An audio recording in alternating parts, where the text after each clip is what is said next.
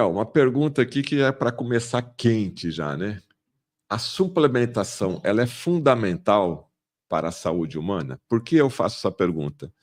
Até hoje, eu conheço médicos, profissionais de saúde. Não, come alface, come lá uma fruta, está tudo resolvido. O que você precisa de vitamina e de mineral está lá no alface e na fruta ali que você consome. A suplementação hoje, ela é fundamental para termos mais saúde? Excelente pergunta para a gente começar quente. E é, eu vou começar dizendo uma coisa muito importante, talvez eu já tenham escutado, mas ao longo dos últimos 100 anos, as práticas agrícolas trouxeram uma depleção para os alimentos. Os alimentos hoje têm menos nutrientes e menos antioxidantes, dizendo de uma forma bem geral, como polifenóis, flavonoides, que são substâncias que as plantas têm dentro delas, do que tinham 100 anos atrás, que tinham 50 anos atrás. Então, a gente comendo os alimentos que a gente come hoje, a gente precisaria comer muito, com os alimentos que a gente tem hoje, a quantidade que a gente teria que comer é 2, 3, 4, 5 vezes maior, conforme o tipo de substância que é analisada, do que se tinha em alimentos, sim, 30, 40, 50, 100 anos atrás. Então, para a gente ter o mesmo, não funciona mais essa coisa, só come a dieta bem equilibrada. Esse é o primeiro motivo. Segundo motivo, hoje a gente está exposto a uma grande carga de poluentes que a gente não estava no passado. E eles depletam o nosso corpo dos nutrientes. E terceiro, a gente em média trabalha mais do que deveria, se estressa mais do que deveria ou gostaria. E isso também exige do nosso corpo uma carga maior de nutrientes. Então, são 3 motivos indiscutíveis que levam a gente a precisar de suplemento. É claro, se a gente está interessado em mais qualidade de vida. Se não, está tudo bem. Quando a gente quer exigir mais do nosso corpo, eu costumo dizer que nem um carro de Fórmula 1. Tu não coloca uma gasolina comum num carro de Fórmula 1. Se tu quer que ele renda ao máximo, tu tem que ter um combustível perfeito, excelente, feito para aquele motor. Agora, se tu exige do teu corpo como um carro popular, talvez funcione como um combustível comum.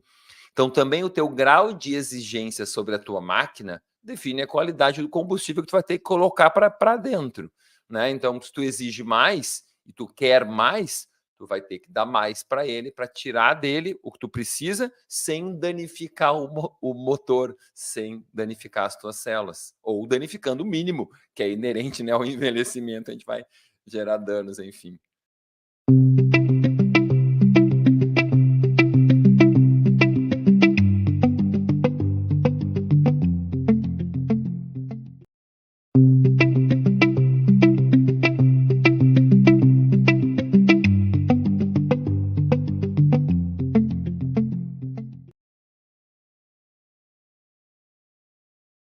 O estresse provoca um desgaste no nosso organismo, impactando aí insônia, falta de memória, você fica cansado, o estresse te dá uma série de problemas.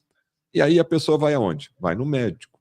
E o médico dá aquele remédio para você dormir mais ou para você se concentrar mais, dependendo aí do seu problema. Eu queria alguns exemplos, doutor Gabriel de Carvalho, sobre essa situação. A pessoa está estressada, não está dormindo, não está rendendo, né? E o médico, lógico, na sua visão, ele dá um medicamento, ele dá um remédio. Nesse exemplo que eu te dei, na sua avaliação, nas suas estatísticas, nas suas pesquisas, né? O que seria fundamental de suplementação para contrapor esse remédio que está dando ali uma ordem para o cérebro: você vai dormir agora e você vai render mais agora. Qual que é o ponto aí que você pode explorar nesse exemplo que eu te passei? Perfeito, excelente, Fernando. O primeiro ponto é a regulagem do sono. E essa parte da insônia, e às vezes a pessoa até dorme, mas o sono fica superficial. Então, a pessoa que está estressada, ela superficializa o sono dela e o sono perde a qualidade. A gente chama tecnicamente que é a arquitetura do sono. O que é isso? São as fases do sono ficam alteradas pelo estresse e também pelos medicamentos que tratam insônia. Com essa arquitetura alterada, toda a nossa saúde hormonal e também dos neurotransmissores fica alterada. Então, quando a gente está com o cortisol alto, que é o principal elemento que acontece durante os eventos, os momentos da nossa vida que são estressantes, o nosso sono vai ficando superficial. A gente não aprofunda, a gente não lembra dos sonhos, não libera o hormônio do crescimento, bloqueia também, diminui a liberação de melatonina, não reduz adequadamente a temperatura do nosso corpo, que sempre acontece durante a madrugada, não reduz a pressão arterial adequadamente, como acontece durante os primeiros períodos de sono. Então, tudo vai alterando. A variabilidade cardíaca também não vai para o local correto. Então, são várias alterações. Então, quando a pessoa está estressada, fazer o relaxamento, trabalhar com técnicas de relaxamento e no nosso tema aqui, com suplementação que vai ajudar nesse aprofundamento de sono é fundamental. Então tem vários nutrientes que podem impactar aí nessa qualidade de sono. Por exemplo, o aminoácido glicina, extremamente relaxante, magnésio, relaxante, cálcio também ajuda nesse relaxamento, o triptofano, também, teanina, inositol, tem N elementos, tem chás que a gente poderia usar, como camomila, mulungu, tem extratos de frutas como a maracujá, né? Alface, tem N possibilidades que a gente pode usar para melhorar essa qualidade de sono. E isso já vai se refletir num dia seguinte melhor, com melhor controle do apetite, com menos ansiedade no dia seguinte, na manhã seguinte já. Imediato os efeitos. É lindo isso demais. Doutor Gabriel, então quando você ministra os seus cursos, as suas palestras, logicamente você tem uma grande quantidade desse público que são profissionais da saúde, inclusive médicos, né? E aí vão outros nutricionistas, outros profissionais da área da saúde.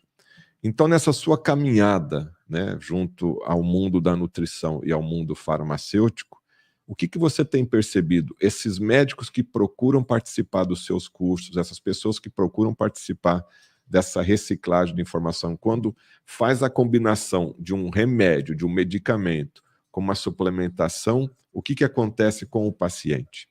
Nossa, o resultado, Fernando, é muito mais rápido, porque eu sou farmacêutico, como tu falou, né? Então, o medicamento, ele atua nos sintomas, ele não corrige as causas. Então, muitas vezes ele é imprescindível, não vou negar, só que ele deveria ser o último recurso e não o primeiro. Para mim, o grande erro hoje do nosso sistema de saúde, como está montado, é que ele é usado em primeiro lugar. E aí, se não funciona satisfatoriamente, as pessoas começam a procurar alternativas. Eu enxergo que a medicina alopática, o medicamento, é que deveria ser a última alternativa. Porque ele é assim, ó, tá, não funcionou nada, então toma um remédio mesmo, toma um medicamento mesmo, porque ele não vai tratar a causa, né? Então, a primeira etapa, tratar a causa. Então, quando o médico trabalha esse sinergismo do medicamento com o suplemento, o resultado é muito mais rápido, muito mais eficiente, o paciente se sente muito melhor. Isso é inegável, porque eu trato os pacientes, eu atendo em consultório, e os meus pacientes se tratam com médicos, e muitas vezes tomam medicamentos também, então a gente vê isso claramente, né? Pessoal, aqui é uma entrevista, né? Não tem o objetivo de fazer uma consulta, então continue lá com o seu médico de confiança, com o seu profissional de saúde da área de confiança. Nós estamos passando informações para você realmente discutir, dialogar com o seu profissional da saúde, porque são informações valiosas aqui no caso.